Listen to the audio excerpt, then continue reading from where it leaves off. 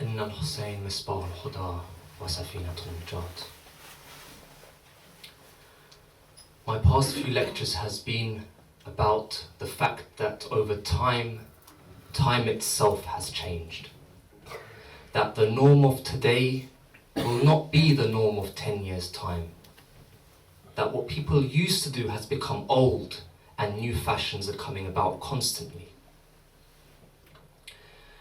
I mentioned a saying from a top businessman, life coach, philanthropist called Anthony Robbins. And he says that it is not knowledge that is power, but action is power. This saying has been taken, whether directly or indirectly, from our Imam Ali alayhi salam. He was the first to say this. And Allah likens those who just collect knowledge and don't use it. There's no action behind their knowledge. He likens them as donkeys. He says, what's the difference between you, who collects all these books on your back and doesn't use it? A donkey can do the same. But unfortunately, despite saying this, the youth of today, and even some of the older generation, put extreme importance on somebody who's called a doctor, somebody who's called a professor, somebody who's called a scientist, somebody who is worth multi-million pounds. They think, he must have something. And we put aside our own Imams, who had everything. An example of this is that one of my students was watching a video on YouTube. You must all know TED Talks, where they bring different speakers and they talk about their experiences or about science or so on and so forth, and they try to educate the people. And he says to me, listen to this speech, you must have heard this before. And he was very excited, came to me, showed me the speech, and we began to listen. A man went up there, I don't know what his origin was, but he was American. So I don't want to say he was an American this or an American that. He was an American. And he began saying that one of the best stories I've ever heard, one of my favorite stories, comes from the Middle East. And that story is when a son approaches his father and the will is given to him. The father is dying and he gives the will and he says, my son, between you three, I leave 17 camels. And he says, I want it divided like this and like this and like this. And no mathematician, no scientist, no professor, no doctor could handle this puzzle. They all looked at it like, how are we going to even do this? 17 doesn't even divide into these numbers. What is he talking about? Then what the speaker goes and says next is that he says they approached an old lady, a wise old lady. Any of you who know, that story is not by a wise old lady. That story is actually of Imam Ali alayhi salam. How people have come and taken our role model's knowledge and twisted it so much that like Chinese whispers, it becomes an old wise lady. Whereof Imam Ali is old, whereof him is a lady. The only thing that was correct was that yes, he was more than wise. Wise does not fit here when we're talking about Imam Ali alayhi salam. They had the utmost knowledge that any scientist, bring all the scientists of today and they put all their minds together, bring the supercomputers of today that can do X amount of calculations per second, and it's nothing compared to our Imams. You want engineering? Let's talk about engineering. In 1878, a man by the name of William George Armstrong, he was the first person to use hydroelectric power. So he took a turbine, put it into the river, and he said that using the movement of the river, I could create electricity. And for how much? How much electricity did he create? Enough to light one light bulb in his laboratory. One light bulb. Let's go back some 1300, 1400 years ago and let's see what Imam Ali alayhi salam says. One day he's walking with his companions and it's dark. They can't see what's in front of them so well. And some of them are tripping up, and he stops and he says, look, because they said to him, Ya Ali, what are we doing walking in this darkness? We can't even see. Let us stop and then we'll go in the morning when it becomes light. Imam Ali turns to them, he says, shall I tell you something that if I tell you, you will label me a madman? They say, Ya Ali, what kind of thing is this? He says, even though I know you will label me a madman, I will still tell you so that it will be recorded in history and no one can say that Ali never had this knowledge. He says, this river that we're walking by, right here, what would you say if I would lighten your whole city like the sun by this river? And what do we expect? A few had their doubts, a few, yeah, this guy's crazy. That's engineering.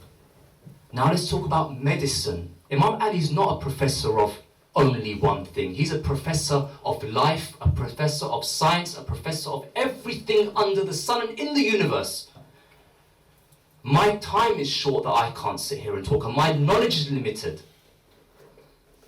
Let's look at medicine. In 2005, two doctors by the name of Dr. Barry Marshall and Dr. Robin Warren were awarded the Nobel Prize for what? For discovering a bacteria. They found a bacteria called Helicobacter. And they say that this bacteria exists on food once it becomes old and stale, once you leave it out, you don't cover it. And also with cooking ware, like your pots and pans and so on, that you don't clean properly, there is chance of this bacteria growing. Once this bacteria is ingested and goes into your stomach, it causes a stomach ulcer, which then leads towards cancers and so on and so forth.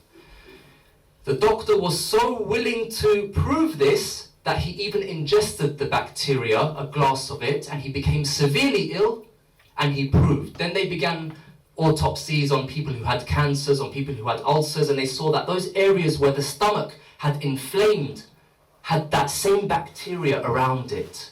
The bacteria is causing these ulcers and so on and so forth.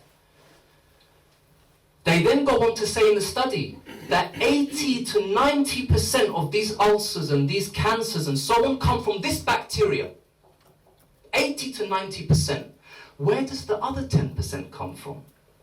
They say the other 10% comes from this, that when we take medicines that aren't needed, like for example, and in particular, painkillers, these steroids and drugs, they have a particular name for them, and it's called a non-steroidal anti-inflammatory drug. These drugs, they are supposed to soothe our pain, but all they do is they give us chance or increased chances of things like ulcers and cancers and so on. Now you may say, so where's the link to Imam Ali alayhi salam? Okay, so you told us the science of today, where's the link back there? Imam Ali alayhi salam, in one of his wills, in a letter to Imam Hassan alayhi salam, he says these exact words. He says that often medicating results in disease, and sometimes diseases prove to be health preservers. Often you obtain warnings and advice from people who are not fit to warn you and advise you. And often you come across people who advise you and who are not sincere. You might still say, okay, well, where's the link? The link here is very clear. Imam Ali alayhi salam is saying that when you medicate yourself sometimes, it causes disease. This is what he's telling you. Be careful of these drugs that you're taking, paracetamol, ibuprofen. These were mentioned in the report. These can create stomach ulcers and lead towards cancer. Imam Ali is clearly saying 1,400 years ago, be careful of medicating yourself because it can lead to disease. And some diseases are proven to be health preservers. What does he mean here? Which disease is good for us? What's Imam Ali saying? We've never heard of such a thing. What we see here is that the disease that is good for us is the common cold. all scientists now come to an agreement that they say the common cold is something so strange that we cannot stop it, and we haven't found a cure for it as such. The only thing they can do is help you try to prevent it. That when you have a cold, you take certain drugs, you open up your airways and so on. But why do we have a common cold? Prophet Muhammad sallallahu alayhi wa alihi wa sallam,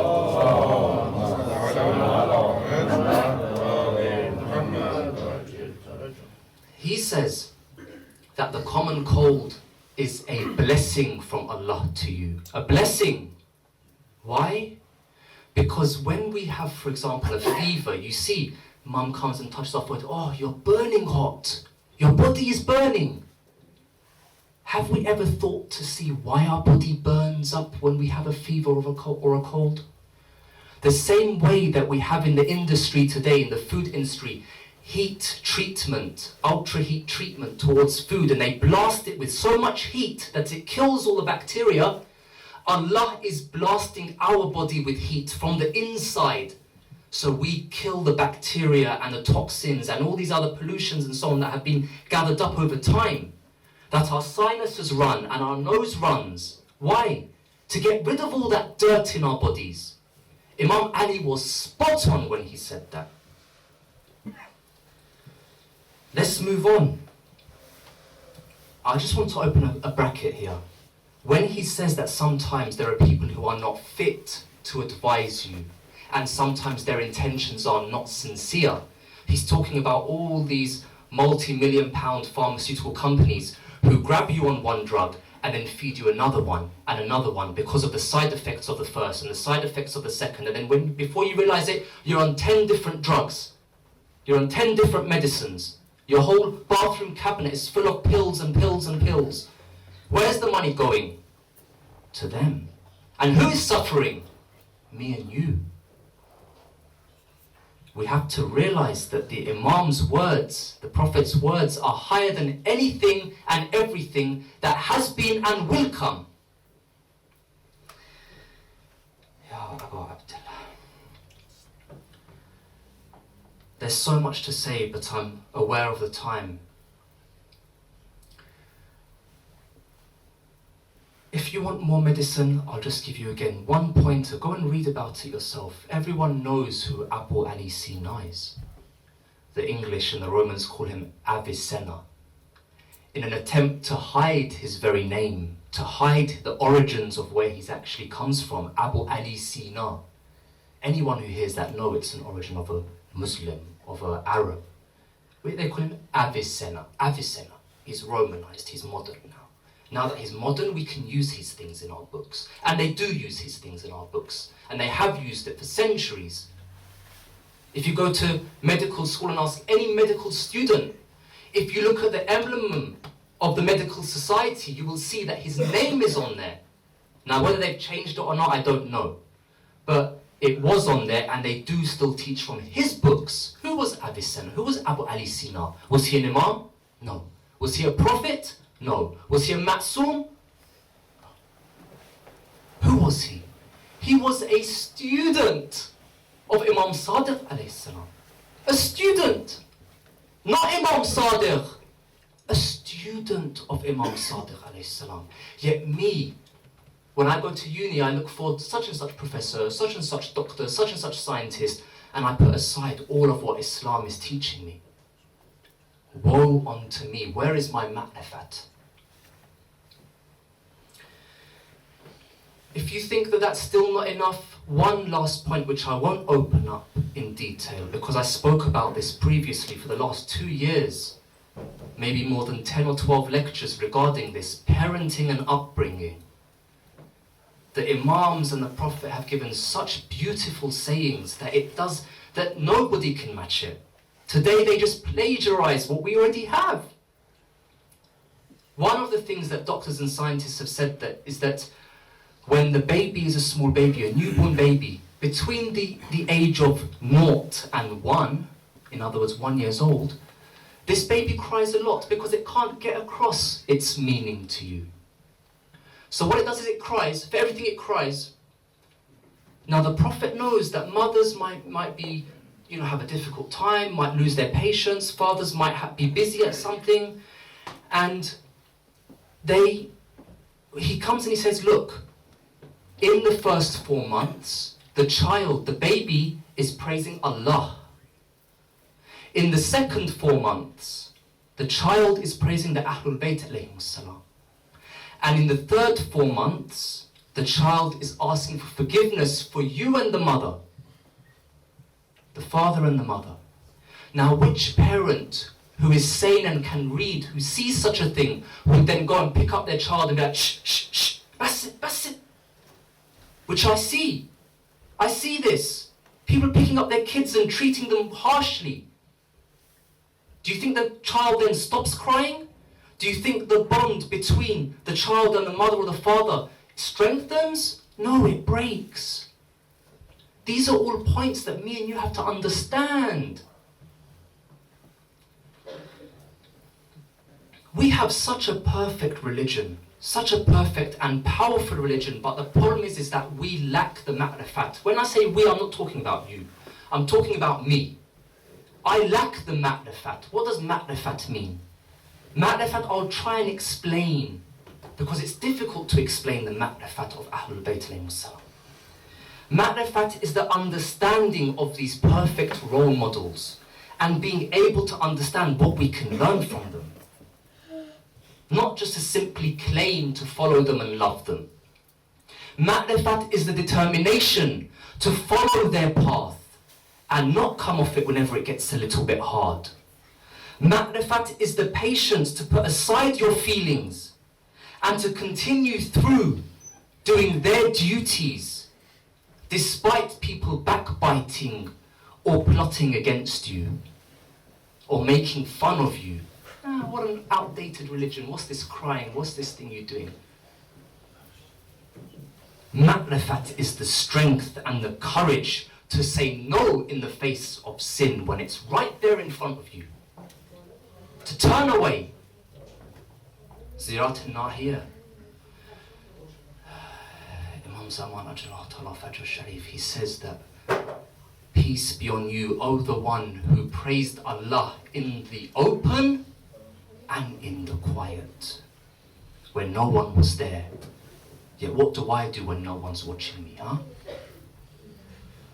Ma'rifat is the selflessness in attaining my goals in order to achieve their goals. Putting aside what I want in order to achieve what they want. The Ahlul Bayt alayhimus salam. There's so much more, but I can't go on and on and on. All I can say is that we heard Dr. Manaqabi say the other day in his lecture that when you hit 40, the hujjat is complete upon you. It's game over. There's no more excuses. You can't say, oh Allah, but this. Oh Allah, but I had shahwat. Oh Allah, but we were young. Oh Allah, but I was full of pride and so on. No, that's it. It's finished. And whatever you do, you are answerable for. But if we want to go further, it's not just at the age of 40. Right now, upon me and you, the hujjat is being complete. Every year when we attend Majalis, the hujjat of Abu Abdullah Hussein is being complete on us. When we come to these Majalis and we learn what we should be doing, as opposed to what other people are doing, the hujjat is being complete on us. We can't stand on the day of judgment and say, but we never knew. We have even more duty than those people out there who are drinking alcohol and going nightclub because they don't know. Yet we know. We eat at the sufra of Abu Abdullah Hussein. Yet they have not ate at the sufra of Abu Abdullah Hussein. Now you tell me, who is being ma'rifat, them or us? Technology has gone so far that it has also made our lives harder. Previously in the past, when people had to travel months and months in the deserts, hot sun, freezing cold nights, just to reach the Prophet and to understand a single bit of Islam from him. Yet today, me and you, from the comfort of our couch and our underfloor heating, we can browse our iPads and iPods and whatever else we have and have every bit of knowledge at our fingertips. So what excuse do we have? We neither have to go to China nor travel the deserts for months. So what excuse do we have? Now, while knowledge is very important, the action is more important, because as we have heard, knowledge is not power, but action is power. One day, an Arab travels months and months through the deserts to reach Rasulullah, and he says, Ya Rasulullah, tell me, what is Islam? And Rasulullah says, فَمَنْ يَأْمَنْ مِسْقَالَ زَرَّةً خَيْرًا يَرَى شَرًّا. He reads those ayahs that me and you are very well, we know these very well. We taught it when we were young. Then the Arab goes, the Prophet says, go. The Ashab grab the Prophet, Ya Rasulullah, prayers, fasting, Hajj, Zakat, this, that, the other. Where is all this? How is it that you've told him Islam is just these two ayahs? What about the other 114 chapters of the Quran that we have? Rasulullah said, he, with just this little bit of knowledge, will end up better than me and you. You worry about yourself, don't worry about him. Now I sit there and I look at my knowledge, which is still nothing. I'm not trying to say I've got a load of knowledge, but compared to the Arab who knew two ayahs, I know at least a couple of surahs. What's my excuse? Some may say that, okay, so if Imam Hussein alayhi salam and all the Imams had all this power and all this, knowledge and ability to do all these things, then why couldn't he save himself on the day of Ashura? This is a serious question. Youth have come and asked me this question. In the universities when I go to lecture, they come and they ask me, don't you think it's a bit funny? I mean, at one hand we're saying he's all powerful, on the other hand he couldn't even save himself?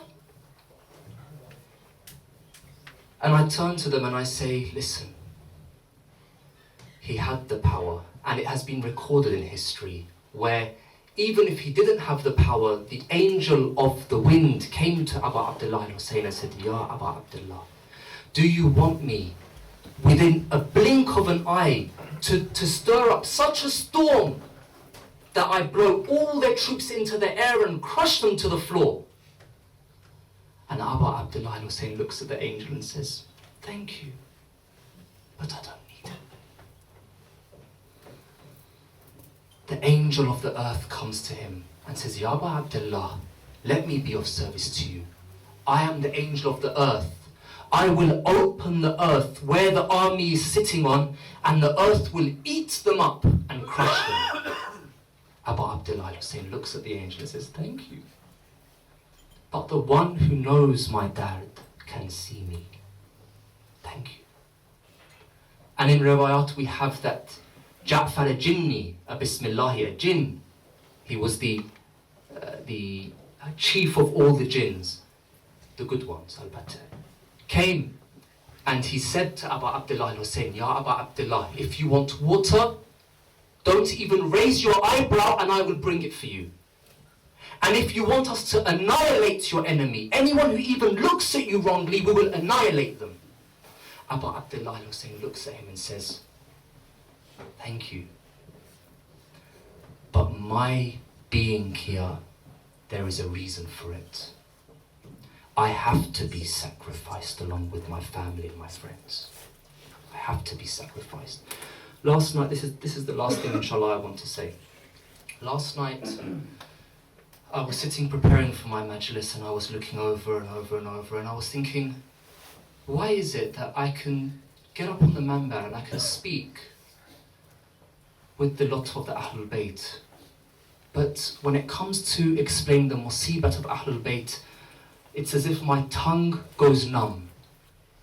It's as if I find it difficult to find the words. I don't know what's wrong. I went to bed, I was extremely tired. I put my head down about 12 o'clock and around 2:30 I feel this itching on the back of my neck. I get up and I think, okay, nothing. I try to go back to bed. I look at the time, 2:30. We still have 3-4 hours. I try to change my position, I still feel that itching. I'm seeing everything I'm doing, every position I'm getting into, it's not happening. It's as if my body is saying that, Amin, you have no right to be asleep tonight when the camp of Hussein is awake. You have no right to be asleep what is Imam Hussein saying to these angels and so on? He says that Allah, it's come to a point where Yazid has drug Islam so much through the dirt that Islam is no longer there. Yazid has taken the pages of Islam and ripped it up and set them on fire. Yet with the blood of my companions and with the blood of my family, Allah will rewrite Islam. And with the blood of me, Allah will seal this to the day of judgment. It's as if he was saying that the people have to see Ali al-Akbar go out. Not once, but return from the dying thirst and ask his father, what does a father do when his son comes to him? Ya Abba, I'm thirsty. Give me something to drink so I can go back out there. He goes back out, he comes back, he goes back out, he comes back. 2 or 3 times he goes and comes until the very sound of him giving his last salam to his father comes. What does his father do? His father gets up and tries to rush towards his horse to go and answer the call, but he falls down. As if his legs has no energy to even carry his body towards the horse. He's lost everything. His soul is almost draining from his body. He falls on the floor. He tries to pick himself back up again to try and reach Ali al-Akbar. He falls again. He gets up again. He falls. He gets himself to his horse. He mounts on his horse and he rides out there. Now people say that when he reached Ali al-Akbar, he mounted off his horse. He came off and he sat by the body of Ali al-Akbar. But this isn't true. He didn't mount off and sit down next to the body. Oh heart,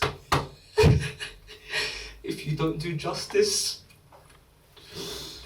He didn't come off the horse. He threw himself off the horse because he had no energy to come off the horse. He just dropped himself to the body of Ali al-Akbar.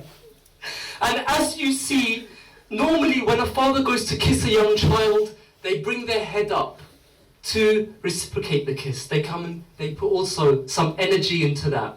But Ali al-Akbar, when they say Erban, Erba, he had no energy to even lift his head towards Hussein. And that's why they say Hussein put his cheek on the cheek of Ali al-Akbar.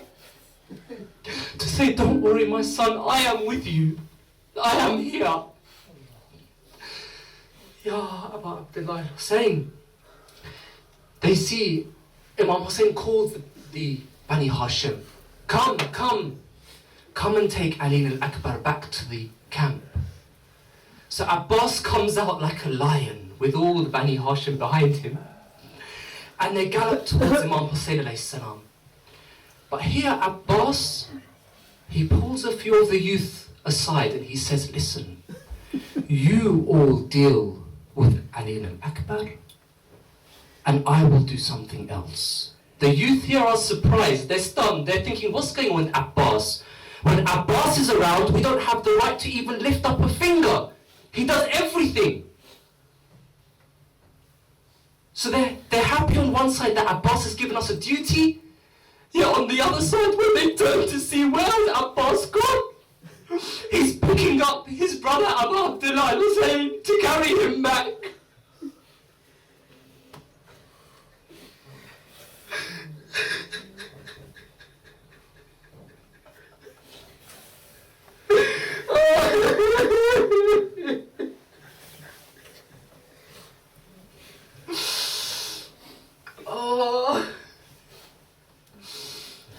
What about Abbas?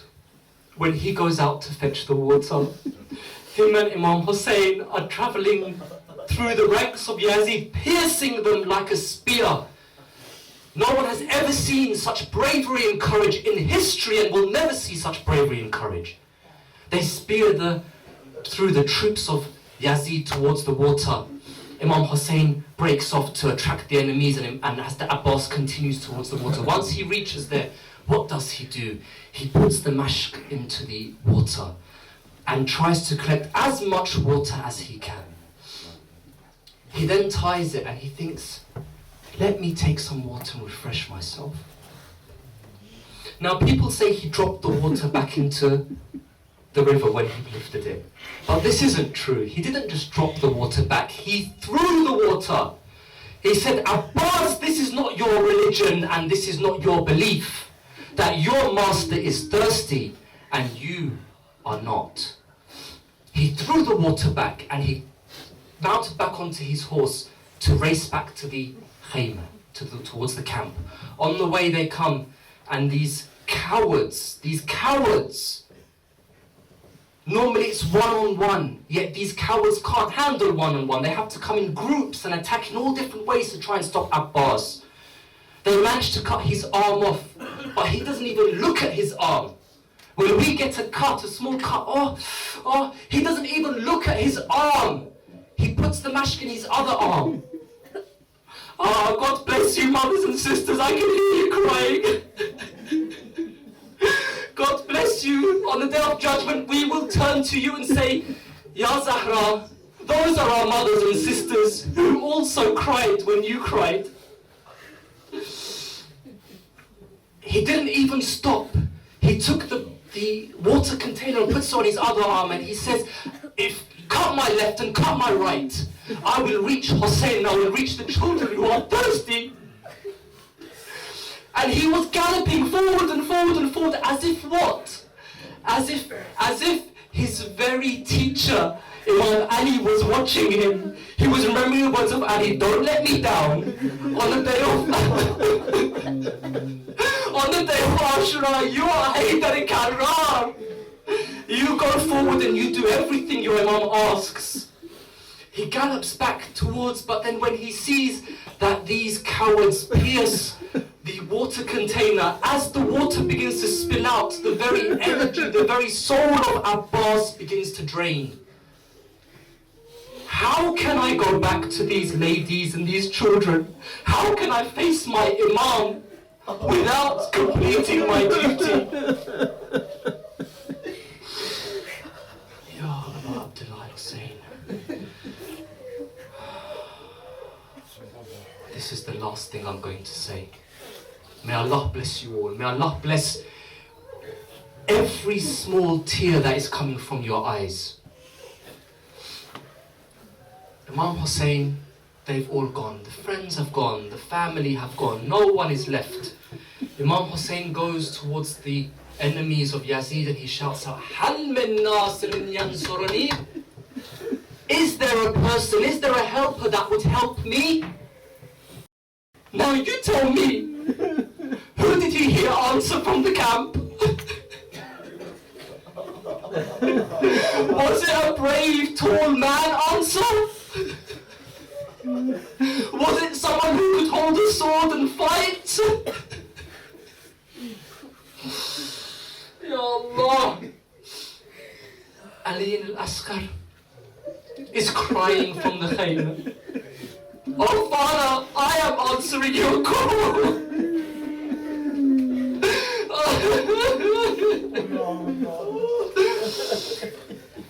Imam Hussein goes back and he sees, why is the baby crying so much? What's going on? What's happened there? The ladies are crying, the baby is crying. So he goes back and they say, take the baby. Maybe you will be able to get a sip of water for him from these cowards. Maybe their heart might break if they see a small baby who can't do anything. Imam Hussein takes the baby, and when we say talazzi in Arabic, people, they misquote it. They tell us wrong. They say that Ali al-Asghar was doing this in the arms of his father, crying out. No, he wasn't. He wasn't crying out. If you've ever... Ya Zahra, please forgive me for likening it to this, but it's the only way that we can understand. If you've ever seen a fish fall out of the pond or out of its container, for the first few minutes, it's flapping. Its body is jumping up and down on the floor. After a few minutes, you see that just its head and tail are lifting a bit. And if you leave it long enough, you will see just the mouth is opening and closing. This is what Talazzi means. He was beyond thirst. water, the baby would become better. No, he was gone. His soul was leaving.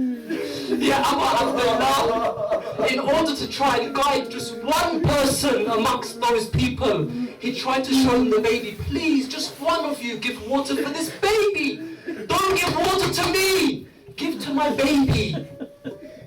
Yet they didn't. And they told Harmala, you know where to وسيعلم الذين ظلموا آل محمد أي منقلب محمد هو آل محمد.